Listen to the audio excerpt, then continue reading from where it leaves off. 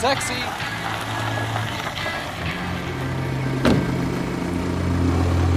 Bienvenidos al Taxi de Democracia Abierta, la sección en español y en portugués de Open Democracy.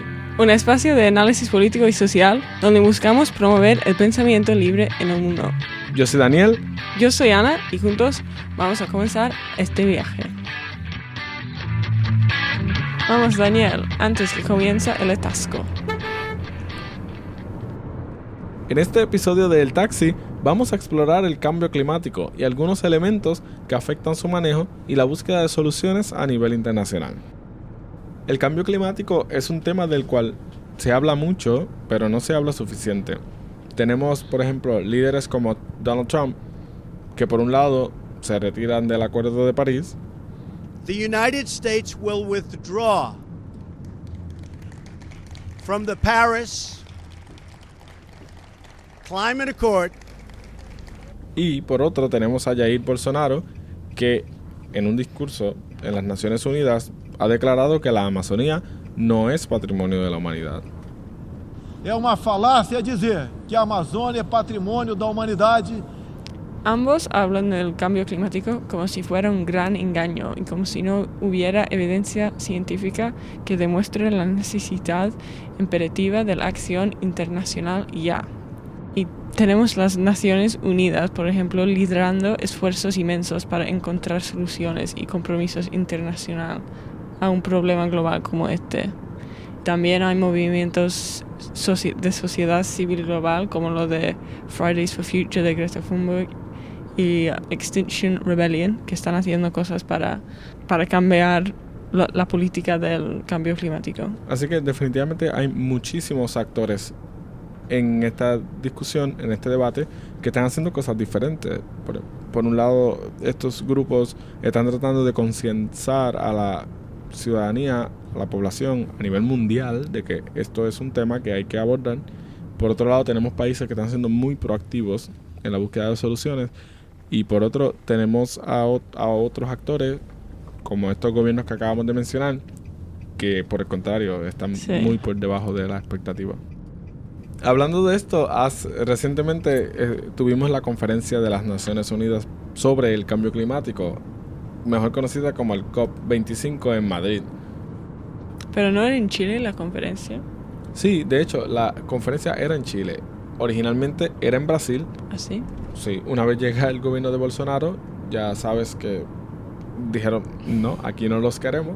Y entonces se fueron a Chile. Chile acogió la conferencia y debido a las protestas que se levantaron en el pasado mes de septiembre y octubre, básicamente tuvieron que cancelar la invitación. Y Madrid se ofreció a recibir la conferencia y como quiera Chile está siendo el país sede.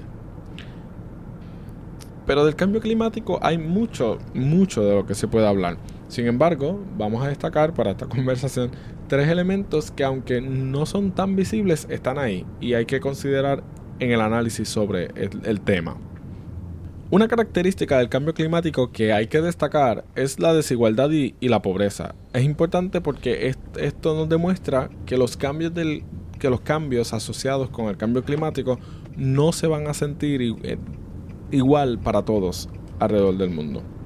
Sí, las regiones del sur global como América Latina, el Medio Oriente, África Oriental y Subsahariana son las regiones más vulnerables del cambio climático. Por ejemplo, Centroamérica es particularmente vulnerable a los eventos climáticos extremos, en particular los huracanes. Que son cada vez más fuertes. Sí, con el aumento de la temperatura global. Lo contrario también es relevante. El norte se ha beneficiado mucho más de las emisiones de carbono y el desarrollo de las economías y no van a recibir los mismos impactos. Sí, y también el problema es que los países en desarrollo tendrán que cargar con algo entre 75 y 80% de los costes del cambio climático. Y al final son 75% responsables de las emisiones de carbono que nos llevaron hasta este punto. Sí, es algo de pensar. Es algo que hay que pensar porque se van a llevar el coste y el Human Rights Council ha destacado esto. Sí. Mucha gente no se lo plantea, pero estas economías y estas formas de vida que se desarrollaron en los países occidentales debido a la explotación indiscriminada del medio ambiente, los ponen en una posición que ahora pueden asumir políticas medioambientales que los países en desarrollo no pueden, porque no cuentan con los recursos y no cuentan con la infraestructura, o tampoco cuentan con estas economías avanzadas para poder hacer estos cambios. Sí, además las personas más pobres del mundo van a ser las más afectadas. 3/4 partes de las personas que viven en pobreza dependen de la agricultura y los recursos naturales para sobrevivir. Y el cambio climático tendrá un efecto en estas cosas y en su vida.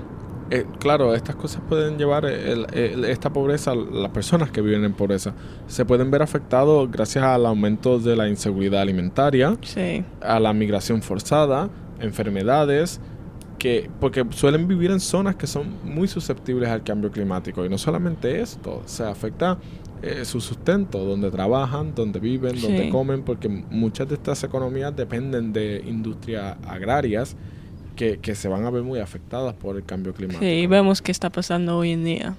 El Banco Mundial incluso se ha expresado que hay preocupaciones de que el cambio climático pueda deshacer los esfuerzos de reducción de pobreza y del desarrollo, pues porque puede hacer que los bienes básicos como los alimentos y la energía aumenten y por lo tanto que la gente vuelva a caer en la pobreza.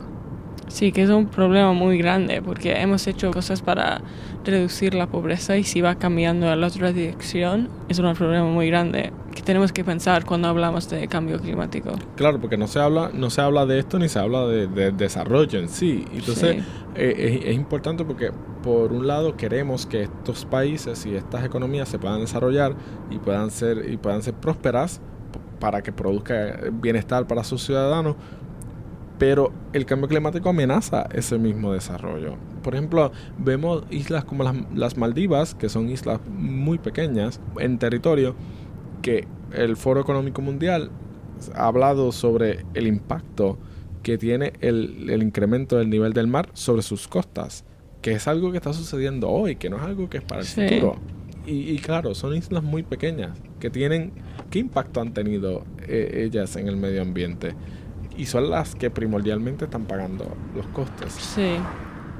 Pero también tenemos los gobiernos conservadores en general de derecha y populistas que siguen siendo escépticos.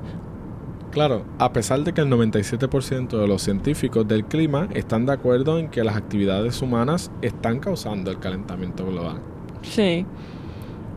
Porque están muy enfocados en el desarrollo económico y el nacionalismo más que el cambio climático. Claro, y la negación del cambio climático sigue aumentando. Sí. A pesar de esta evidencia científica, la negación del cambio climático entre los partidos de populistas y nacionalistas sigue en aumento, porque debajo está este elemento, como mencionaste, del desarrollo económico Sí. para sus países. Sí, y nos vemos en los casos más obvios de Trump y de Bolsonaro. Y Trump retiró del Acuerdo de París en 2017, que subraya su actitud hacia la política del cambio climático desde el principio de su... De su mandato. Sí. Al final eliminó el plan de energía limpia, luego introdujo políticas que apoyaban las plantas de combustión de carbón y la industria minera, y redujo la protección del hábitat de especies en peligro de extinción. Y todo esto apunta a un desprecio por el medio ambiente. Sí, que habla mucho de esto. Y Bolsonaro ha seguido en sus pasos. Así que esta combinación no ayuda a nadie. Porque estas economías son fuertes y estos países son muy importantes porque Estados Unidos, una de las economías más importantes y más avanzadas del mundo, y Brasil, que tiene en su territorio la mayor parte de la extensión territorial de la Amazonía, tienen un impacto directo en las discusiones sobre el medio ambiente. Sí, es un problema muy grande. Esto no solamente está pasando en América, sino en el Parlamento Europeo. Los partidos de extrema derecha han aumentado su poder político y su presencia en el Parlamento Europeo, y esto hace que aumente el rechazo a las políticas ambientales. Sí, pero una forma de abordar el cambio climático a pesar de la pobreza y el populismo es la acción del resto de la comunidad internacional.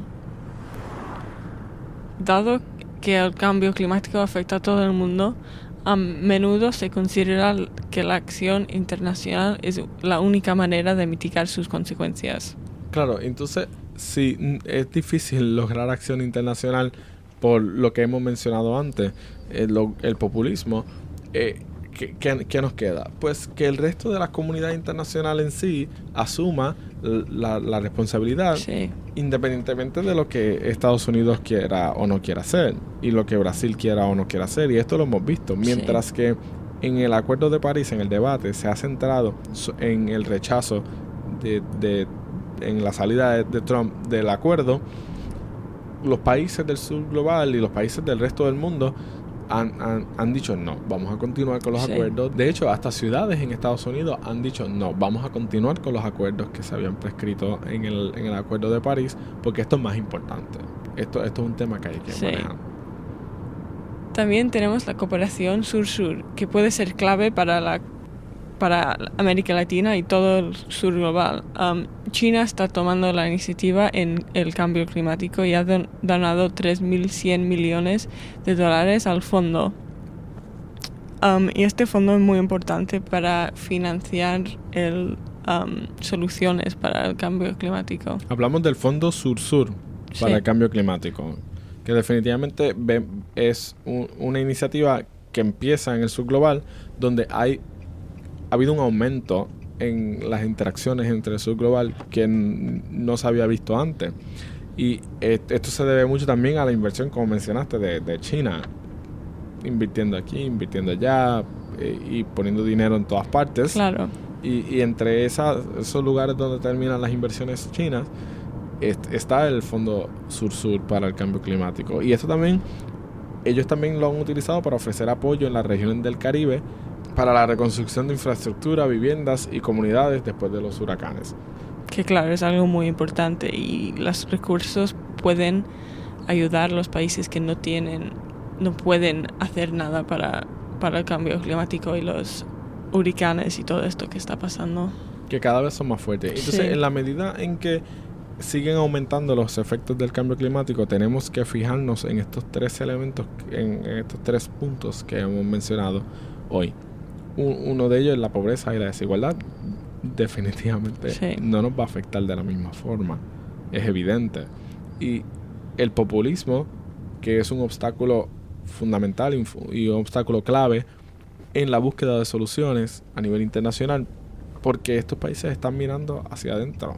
Estos gobiernos populistas, nacionalistas, están mirando hacia adentro, hacia el factor económico, hacia sus bases electorales, y no hay una conciencia de la dimensión internacional de lo que estamos hablando.